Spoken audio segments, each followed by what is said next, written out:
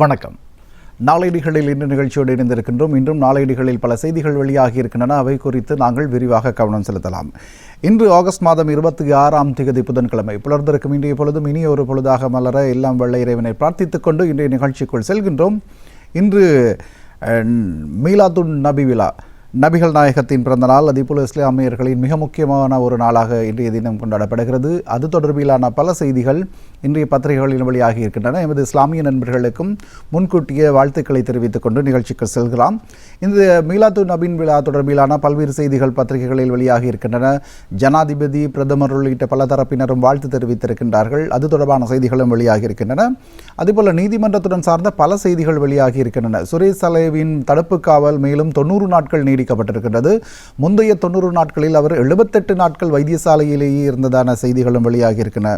முக்கியமாக மன்னார் கடல் படுகையில் பெட்ரோலிய வளம் தொடர்பில் சர்வதேச டெண்டருக்கு அரசாங்கம் கோரிக்கை விடுத்திருக்கின்றது. ஆகவே அது தொடர்பில் பாரிய அளவிலான எதிர்பார்ப்பு இலங்கையில் ஏற்பட்டிருக்கின்றது. அது தொடர்பான செய்திகள் வெளியாகி இருக்கின்றன. குற்றத்துடன் தொடர்புடைய பலர் கைது செய்யப்பட்டிருக்கின்றார்கள். அவர்களிடமிருந்து 3878 மில்லியன் ரூபாய் அறவிடப்பட்டிருப்பதாக அரசாங்கம் தெரிவிக்கின்றது. அதேபோல் சர்வதேச பிடிவிராந்து பிறப்பிக்கப்பட்ட 107 பேர் வெளிநாடுகளில் இருக்கிறார்கள். அவர்களை நாட்டுக்கு கொண்டு வருவதற்கு நடவடிக்கை மேற்கொள்ளப்படும் என்று அரசாங்கம் தெரிவிக்கின்றது. கடந்த 2 வருடங்களில் 42 பேர் இவ்வாறு பல குற்றச்செயல்களுடன் தொடர்புடையவர்கள் வெளிநாட்டிலிருந்து நாட்டுக்கு கொண்டு வரப்பட்டிருப்பதாகவும் போலீசார் தெரிவிக்கின்றார்கள். அதேபோல் அமைச்சர் நலிந்த ஜாத்திஸ் ஒரு விடயத்தை தெரிவித்திருக்கின்றார். மாகாண சபை தேர்தலை விரைவில் நடத்த அரசாங்கம் நடவடிக்கை எடுத்திருப்பதாக அவர் தெரிவித்திருக்கின்றார்.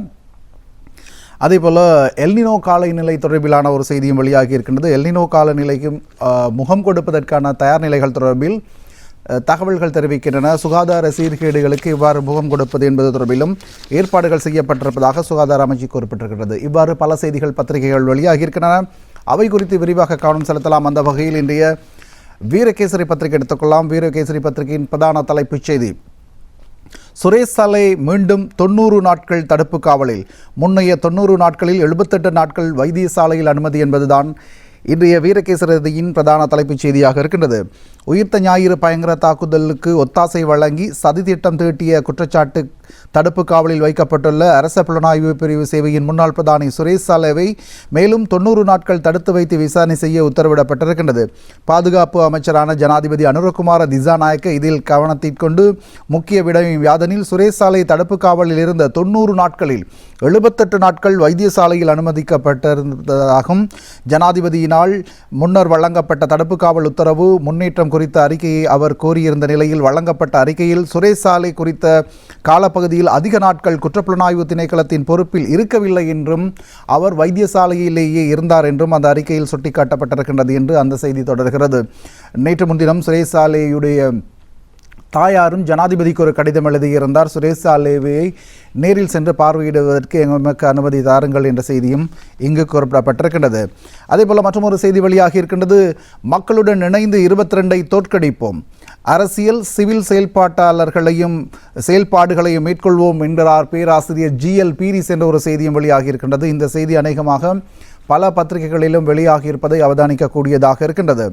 உத்தேச 22வது அரசியலமைப்பு திருத்தத்தை தோற்கடிப்பதற்கு, நீதிமன்ற சுயாதீனத்தை பாதுகாப்பதற்கும் சட்ட ரீதியாகவும் மக்களுடன் ஒன்றிணைந்தும் எடுக்க முடியுமான அனைத்து அரசியல் மற்றும் சிவில் நடவடிக்கைகளையும் எடுப்பதற்கு நாங்கள் தயாராக இருக்கின்றோம் என பேராசிரியர் GL பீரிஸ் தெரிவித்திருக்கின்றார்.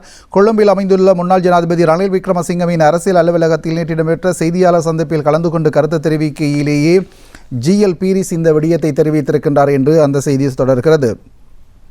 அதேபோல சுரேஷ் சலேவுடைய செய்தி தொடர்பிலான மற்றொரு செய்தி: சுரேஷ் சலேயின் தடுப்பு காவல் விசாரணை அதிகாரிகளின் கோரிக்கைக்கு அமைவானது, அமைச்சர் நலிந்த ஜாத்திஸ் விளக்கம் என்ற தலைப்பிலும் ஒரு செய்தி வீரகேசரி பத்திரிகையின் முதல் பக்கத்தில் வெளியாகி இருக்கின்றது. முன்னாள் அரச புலனாய்வு பிரிவின் பிரதானி சுரேஷ் சலேயின் தடுப்பு காவல் உத்தரவினை நீடிப்பது தொடர்பான தீர்மானம் விசாரணை அதிகாரிகளின் கோரிக்கை மற்றும் நீதிமன்றத்தின் உத்தரவிற்கமைவே மேற்கொள்ளப்படும் என அமைச்சர் பிற அமைச்சரவை பேச்சாளர் அமைச்சர் நலிந்த ஜாயதிச தெரிவித்திருக்கின்றார். அமைச்சரவை தீர்மானங்களை அறிவிக்கும் வாராந்த ஊடகவியலாளர் மாநாட்டில் உரையாற்றும் பொழுது அவர் இந்த விடயத்தை தெரிவித்திருக்கின்றார். முன்னாள் புலனாய்வு பிரிவின் பிரதானி சுரேசாலை தொடர்பான தடுப்பு காவல் உத்தரவு தீர்மானம் விசாரணை அதிகாரிகளுக்கேற்பவே எடுக்கப்பட்டதாகவும் அவர் குறிப்பிட்டிருக்கின்றார் என்று அந்த செய்தி தொடர்கிறது. விசாரணையின் முன்னேற்றம் தொடர்பில் ஊடகவியலாளர்கள் எழுப்பிய கேள்விக்கு பதிலளிக்கும் போதே அமைச்சர் இதனை தெரிவித்திருக்கின்றார் என்றும் அந்த செய்தி தொடர்கிறது. அதேபோல வீரகேசரி பத்திரிகையில் புகைப்படத்துடனான ஒரு செய்தி, இந்த செய்தியும் அநேகமாக தமிழ் பத்திரிகைகளில் வெளியான ஒரு செய்தியாக காணப்படுகிறது. காணாமல் போன அலுவலகத்தில் ஏமாற்று நாடகம் இனியும் வேண்டாம் என தெரிவித்து வடக்கு கிழக்கில் வலிந்து காணாமலாக்கப்பட்ட உறவினர்கள் சங்கத்தின் ஏற்பாட்டில் யாழ் மாவட்ட செயலகம் முன்பாக நேற்று முன்னெடுக்கப்பட்ட போராட்டத்தின் போது என்று புகைப்படத்துடனான அந்த செய்தி வெளியாகி இருக்கின்றது. இந்திய வீரகேசரியின் முதல் பக்கத்தில் இந்த செய்தியுடன் தொடர்புடைய ஏனைய செய்திகளும் ஏனைய பத்திரிகைகளில் விரிவாக வெளியாகி இருக்கின்றது. அது குறித்தும் நாங்கள் கவனம் செலுத்தலாம். அதேபோல் நீதிமன்றத்துடன் ஒரு தொடர்புபட்ட ஒரு செய்தி, சுகீஸ்வர பண்டாராவுக்கு செப்டம்பர் 9 வரை விளக்கமறியல் என்ற தலைப்பில் அந்த செய்தி வெளியாகி இருக்கின்றது. இந்திய வீரகேசரி பத்திரிகையின் முதல் பக்கத்தில் முன்னாள் ஜனாதிபதி கோட்டாபய ராஜபக்சவின் செயலாளராக பணியாற்றிய காலப்பகுதியில் ஜனாதிபதியின் செலவு தொடர்பான விடயதானத்தின் கீழ் 2 சம்பளங்களை பெற்றுக்கொண்ட குற்றச்சாட்டில் கைது செய்யப்பட்ட சுகீஸ்வர பண்டாராவை எதிர்வரும் 9ஆம் திகதி வரை விளக்கமறியலில் வைக்குமாறு கொழும்பு நீதவான் நீதிமன்றம் நேற்று உத்தரவிட்டிருக்கின்றது.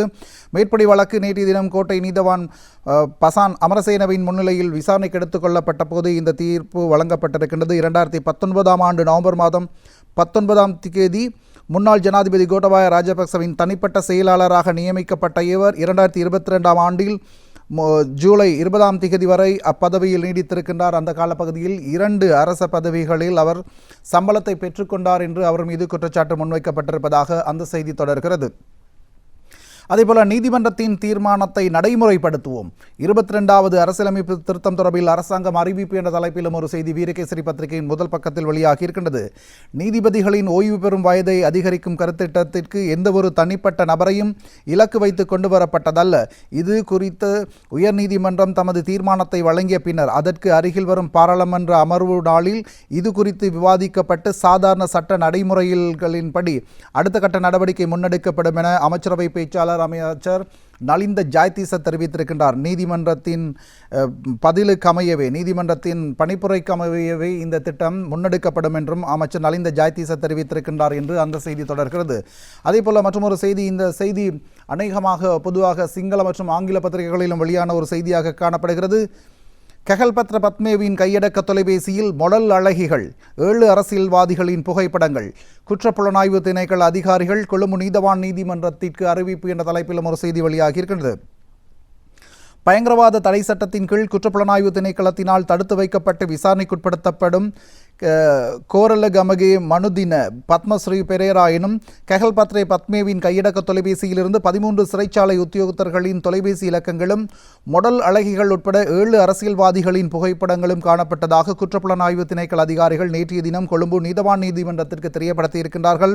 இந்தோனேசியாவில் வைத்து கைது செய்யப்பட்டு நாட்டுக்கு கொண்டு வரப்பட்ட குற்றப்புலனாய்வு திணைக்களத்தின் கீழ் தடுப்பு காவலில் வைத்து விசாரணைக்குட்படுத்தப்பட்டு வரும் கெஹல்பத்ரே பத்மே நேற்றைய தினம் பலத்த பாதுகாப்புக்கு மத்தியில் கொழும்பு நீதவான் நீதிமன்றத்தில் முன்னிலைப்படுத்தப்பட்டார் என்றும் அந்த செய்தி தொடர்கிறது. இதன்போது அவருடைய கையடக்க தொலைபேசியில் பல்வேறு ரகசிய தகவல்கள் இருந்ததாகவும் நீதிமன்றத்திற்கு தெரியப்படுத்தப்பட்டதாக அந்த செய்தி தொடர்கிறது. அதேபோல மற்றொரு செய்தி, சிவப்பு எச்சரிக்கை விடுக்கப்பட்ட 42 பேர் இதுவரை அழைத்து வரப்பட்டிருக்கின்றார்கள்.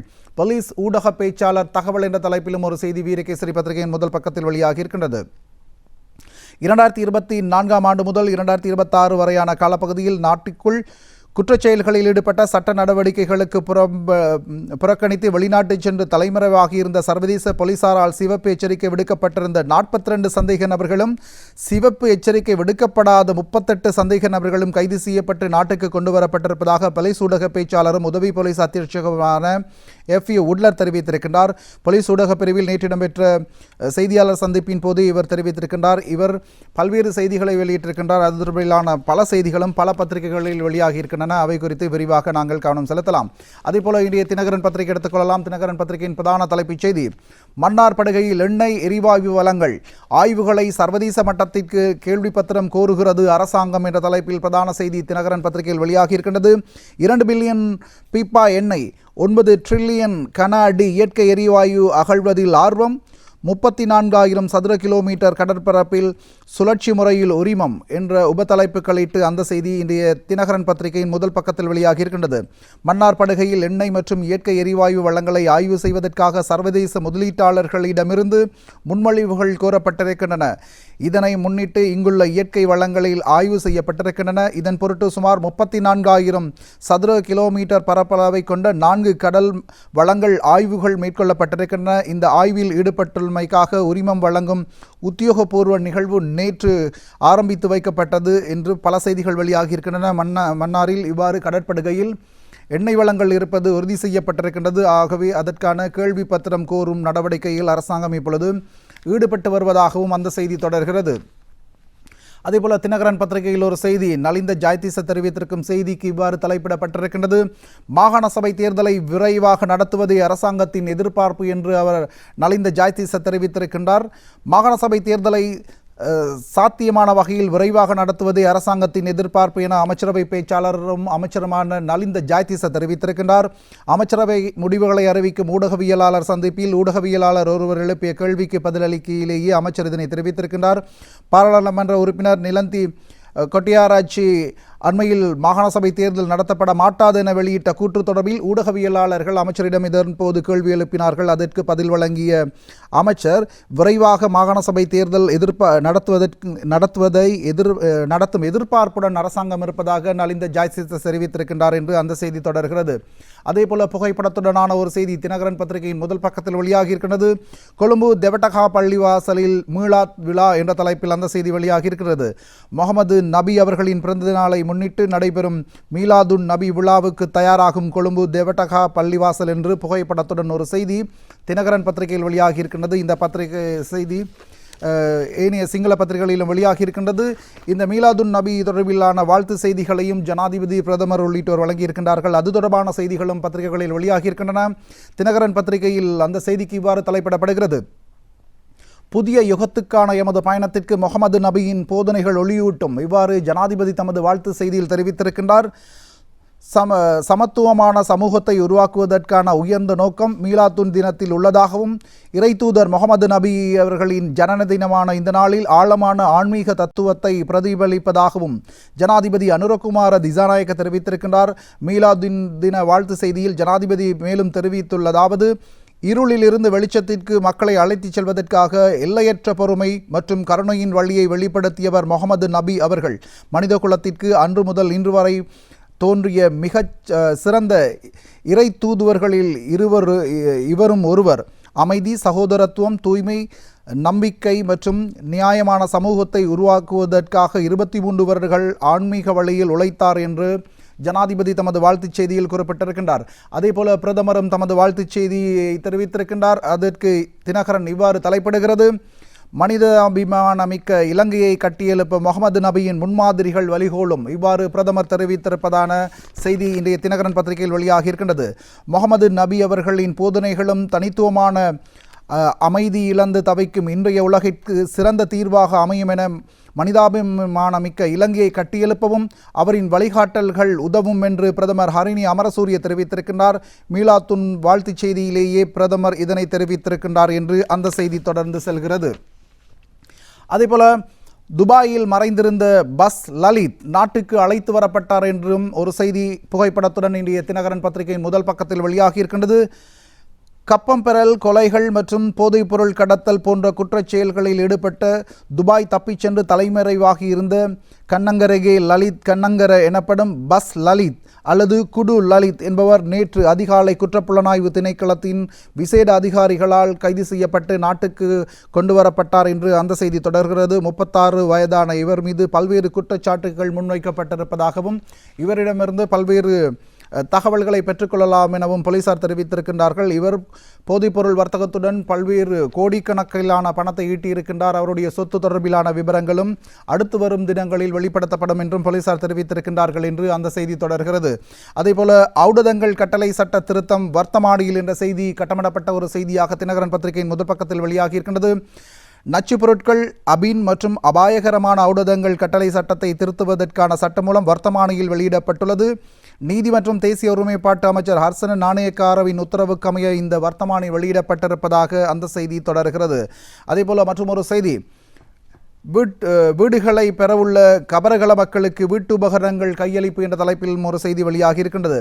மண் சரிவினால் வீடுகளை இழந்த மக்களுக்கு வீடுகள் கையளிக்கப்பட உள்ள நிலையில் வீடுகளுக்கு தேவையான உபகரணங்கள் மற்றும் அத்தியாவசிய பொருட்கள் வழங்கப்பட்டிருக்கின்றன. தோட்ட மற்றும் சமூக உட்கட்டமைப்பு அமைச்சர் சமந்த வித்யாரத்ன, பிரதி அமைச்சர் சுந்தர்லிங்கம் பிரதீப் ஆகியோரின் தலைமையில் நேற்று நடைபெற்ற இவர்களுக்கான நவோதயபுரம் வீடமைப்பு திட்டத்தின் கீழ் நிர்மாணிக்கப்பட்ட வீடுகளுக்கான வீட்டு உபகரணங்க பொருட்கள் நேற்றைய தினம் வழங்கப்பட்டிருக்கின்றன என்று அந்த செய்தி புகைப்படத்துடன் வெளியாகி இருக்கின்றது. இந்த கபரகல மக்களுக்கு வெள்ளிக்கிழமை, எதிர்வரும் வெள்ளிக்கிழமை ஜனாதிபதி தலைமையில் வீடுகள் கையளிக்கப்பட உள்ளன. 50 பயனாளிகளுக்கு இவ்வாறு புதிதாக நிர்மாணிக்கப்பட்ட வீடுகள் கையளிக்கப்பட உள்ளன. அவர்களுக்கான வீட்டு உபகரணங்கள் நேற்று வழங்கப்பட்டிருப்பதாக அந்த செய்தி தொடர்கிறது. அதேபோல மற்றொரு செய்தி, இன நட்புறவை வளர்ப்பதற்குள் வார்த்தைகளுக்குள் சுருக்க முடியாது. செஞ்சோலை தாக்குதலில் பாதிக்கப்பட்டோருக்கு காசோலைகள் கையளிப்பு என்ற செய்தியும் புகைப்படத்துடன் வெளியாகி இருக்கின்றது. இனக்குழுக்களுக்கு இடையிலான நட்புறவை கட்டியெழுப்புவதை வெறும் வார்த்தைகளுக்குள் மட்டுப்படுத்திவிடக் கூடாது என நீதி மற்றும் தேசிய ஒருமைப்பாட்டு அமைச்சர் சட்டத்தரணி ஹர்சன நாணயக்கார தெரிவித்திருக்கின்றார். அனர்த்த நிலைமைகளால் பாதிக்கப்பட்ட குடும்பங்களுக்காக வீடுகள் வழங்கும் வேலை திட்டத்தின் கீழ் யுத்த காலத்தில் இடம்பெற்ற செஞ்சோலை சோக சம்பவத்தில் பாதிக்கப்பட்ட 11 பேருக்கும் காணாமலாக்கப்பட்டவர்களுக்கும் நிவாரணம் வழங்கப்பட்ட நிகழ்விலேயே நீதியமைச்சர் இந்த விடயத்தை தெரிவித்திருக்கின்றார் என்று அந்த செய்தி தொடர்கிறது. அதேபோல தமிழன் பத்திரிகை எடுத்துக்கொள்ளலாம். தமிழன் பத்திரிகையின் பிரதான தலைப்புச் செய்தி, சலேவின் கைது நியாயமானது, மேன்முறையீட்டு நீதிமன்றத்தில் சட்டமா அதிபர் திட்டவட்டம் என்பதுதான் இன்றைய தமிழன் பத்திரிகையின் பிரதான தலைப்புச் செய்தியாக வெளியாகி இருக்கின்றது. உயிர்த்த ஞாயிறு தின பயங்கரவாத தாக்குதல் சம்பவம் தொடர்பில் மேற்கொள்ளப்பட்டு வரும் விசாரணைக்கமைய அரச புலனாய்வு சேவையின் முன்னாள் பணிப்பாளர் சுரேஷ் சாலேவின் கைது செய்யப்பட்டமை நியாயமான சந்தேகம் எழுந்த பின்னரே என்றும் இந்த விசாரணையில் சாணி அபேசேகர பொறுப்புடன் நடத்தியிருக்கின்றார் என்றும் தெரிவிக்கப்படுவதாக அந்த செய்தி தொடர்கிறது. நீதிமன்றத்தில் நேற்று இது தொடர்பான விசாரணைகள் இடம்பெற்ற போது இந்த விடயங்கள் தெரியப்படுத்தப்பட்டதாகவும் அந்த செய்தி தொடர்ந்து செல்கிறது. அதேபோல மற்றொரு செய்தி வெளியாகி இருக்கின்றது. நீதியமைச்சர் நீதிமன்றத்தை அவமதிக்கிறார், விமர்சிக்கின்றார் ஜிஎல் என்ற தலைப்பிலும் ஒரு செய்தி தமிழன் பத்திரிகையின் முதல் பக்கத்தில் வெளியாகி இருக்கின்றது. அரசாங்கத்தினால் முன்மொழியப்பட்டுள்ள 22வது அரசியலமைப்பு திருத்தத்திற்கு எதிராக மனுக்களை விசாரணைப்பதற்காக உயர்நீதிமன்ற விசாரணை குழுவை நியமிப்பதற்கு முன்னரே நீதியமைச்சர் வாக்கெடுப்பை நடத்தப்போவதில்லை என கூறுகிறார். அவர் அவ்வாறு கூறுவார் என்றால் அது நீதிமன்றத்தை அவமதிக்கும் வகையிலான செயற்பாடாகும் என பேராசிரியர் ஜிஎல் பீரிஸ் தெரிவித்திருக்கின்றார். நீதிமன்ற நடவடிக்கைக்கு முன்னரே நீதியமைச்சர் இவ்வாறு கூறுவது நீதிமன்றத்தை அவமதிக்கும் செயல் என பேராசிரியர் ஜிஎல் பீரிஸ் குறிப்பிடுகிறார் என்று அந்த செய்தி தொடர்கிறது. அதேபோல கட்டமிடப்பட்ட ஒரு செய்தி, களனி ஆற்றில் ரசாயன பொருட்கள் கலந்ததால் திடீர் நீர்விட்டு கொழும்பு கம்பஹா பகுதி மக்கள் பெரும் அவதி என்ற தலைப்பில் அந்த செய்தி வெளியாகி இருக்கின்றது. தனியார் நிறுவனம் ஒன்றிலிருந்து சூழலுக்கு வெளியேறிய ரசாயன பொருட்கள் குடிநீரில் கலப்பதை தடுப்பதற்காக கொழும்பு மற்றும் கம்பஹா மாவட்டங்களில் பல பகுதிகளில் நேற்று திடீரென நீர் விநியோகம் இடைநிறுத்தப்பட்டது.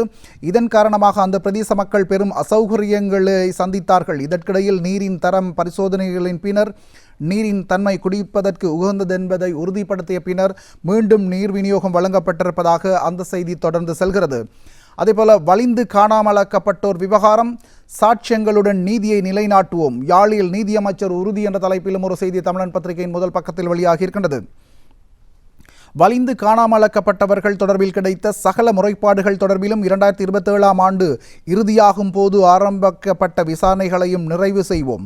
வரலாற்றை மாற்றியமைக்க முடியும் என்றால் ஒரே நாளில் இந்த பிரச்சினைக்கு தீர்வு காண முடியும் எனவும் நீதியமைச்சர் குறிப்பிட்டிருக்கின்றார் என்று அந்த செய்தி தொடர்கிறது இன்றைய தமிழன் பத்திரிகையில். அதேபோல இன்றைய தினக்குரல் பத்திரிகை எடுத்துக்கொள்ளலாம். தினக்குரல் பத்திரிகையிலும் பல செய்திகள் வெளியாகி இருக்கின்றன.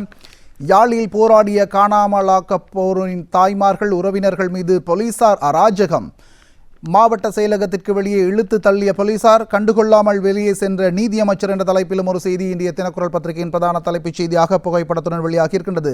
காணாமல் போன ஆட்கள் பற்றிய அலுவலகத்தின் ஏற்பாட்டில் வலிந்து காணாமலாக்கப்பட்டவரினால் பாதிக்கப்பட்டவர்களுக்கான சர்வதேச தினம் நேற்று செவ்வாய்க்கிழமை யாழ் மாவட்ட செயலகத்தில் இடம்பெற்ற நிலையில் அதற்கு எதிர்ப்பு தெரிவித்து ஆர்ப்பாட்டத்தில் ஈடுபட்டவர்கள் வலிந்து காணாமலாக்கப்பட்டவர்களின் தாய்மார்களையும் மாவட்ட செயலகத்திற்கு வெளியே இழுத்து தள்ளிய போலீசார் அராஜகத்தில் ஈடுபட்டார்கள் என்று அந்த செய்தி தொடர்கிறது.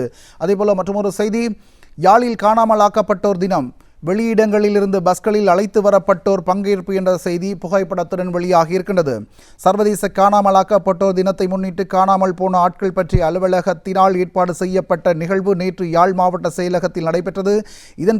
இதன்போது பல்வேறு மாவட்டங்களிலிருந்தும் பேருந்துகளில் அழைத்து வரப்பட்ட பெருமளவிலானோர் இந்த நிகழ்வில் பங்கேற்றார்கள் என்று புகைப்படத்துடன் அந்த செய்தி இன்றைய தினக்குரல் பத்திரிகையின் முதல் பக்கத்தில் வெளியாகி இருக்கின்றது. அதேபோல மற்றொரு செய்தி, காணாமல் போனோரின் வீடுகளுக்கு செல்லும் அமைச்சர் கொடுப்பனவை வழங்கினார் என்று புகைப்படத்துடனான ஒரு செய்தி வெளியாகி இருக்கின்றது. ஆகஸ்ட் மாதம் 30ஆம் திகதி அனுஷ்டிக்கப்படும் காணாமலாக்கப்பட்டோருக்கான சர்வதேச தினத்தை முன்னிட்டு யாழ் மற்றும் கிளிநொச்சி மாவட்டங்களுக்கு காணாமலாக்கப்பட்ட உறவினர்களை நீதி அமைச்சர் சந்தித்தார் என்றும் அந்த செய்தி தொடர்கிறது. அதேபோல் இன்றைய டெய்லி நியூஸ் பத்திரிகை எடுத்துக்கொள்ளலாம். டெய்லி நியூஸ் பத்திரிகையின் பிரதான தலைப்புச் செய்தி, இலங்கையில் 2026 உரிமச்சுற்று தொடக்கம், 4 கடலோர பெட்ரோலிய ஆய்வு தொகுதிகள் ஏலத்திற்கு சலுகை என்ற தலைப்பில் இன்றைய செய்தி டெய்லி நியூஸ் பத்திரிகையின் பிரதான தலைப்புச் செய்தியாக இருக்கின்றது. மன்னார் படுகையில் சுமார் 34,000 சதுர கிலோமீட்டர் பகுதியில் இந்த எண்ணெய் படிமம் கண்டுபிடிக்கப்பட்டிருக்கின்றது. அதற்கான ஆய்வுகளை மேற்கொள்வதற்கு சர்வதேச ரீதியாக இப்பொழுது டெண்டர்கள் கோரப்பட்டிருப்பதாகவும் அந்த செய்தி தொடர்கிறது. இயற்கை எரிவாயு மற்றும் அடர் உரைபொருள் இருப்பது ஏற்கனவே கண்டறியப்பட்டிருக்கின்றது. அதற்கான டெண்டர் இப்பொழுது அரசாங்கத்தால் விநியோகிக்கப்பட்டிருக்கின்றது என்று அந்த செய்தி தொடர்கிறது. அதேபோல் இன்றைய டெய்லி நியூஸ் பத்திரிகையின் புகைப்படத்துடனான ஒரு செய்தி இன்றைய சிங்கள பத்திரிகையிலும் இந்த செய்தி வெளியாகி இருக்கின்றது. தம்பதீவ புனித பயணம் மேற்கொள்ளும் வேடர்களின் தலைவர் என்ற தலைப்பில் புகைப்படத்துடனான அந்த செய்தி இன்றைய டெய்லி நியூஸ் பத்திரிகையில் வெளியாகி இருக்கின்றது. வேடர் சமூகத்தின் தலைவர் ஒருவர்கே வன்னிலத்த எத்தோ தமது முதல் முறையாக தம்பதீவுக்கு பயணம் செல்கிறார் என்றும் அந்த செய்தி தொடர்ந்து செல்கிறது இன்றைய டெய்லி நியூஸ் பத்திரிகையில்.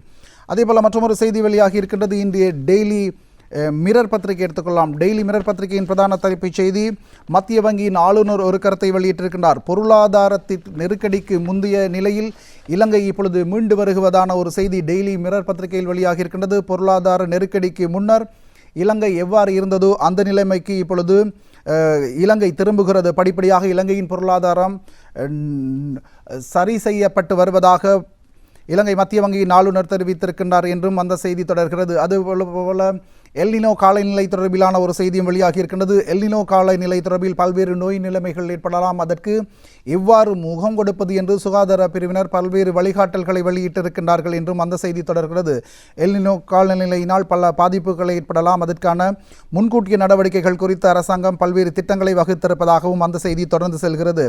அதேபோல் இன்றைய சிங்கள பத்திரிகைகள் எடுத்துக்கொள்ளலாம். சிங்கள பத்திரிகையில் முதலில் லங்காதீப பத்திரிகை எடுத்துக்கொள்ளலாம். லங்காதீப பத்திரிகையின் பிரதான செய்தி, பத்மேவின் தொலைபேசியில் 13 சிறைச்சாலை அதிகாரிகளின் தொலைபேசி எண்கள் என்பதுதான் இன்றைய லங்காதீப பத்திரிகையின் முதல் செய்தியாக வெளியாகி இருக்கின்றது.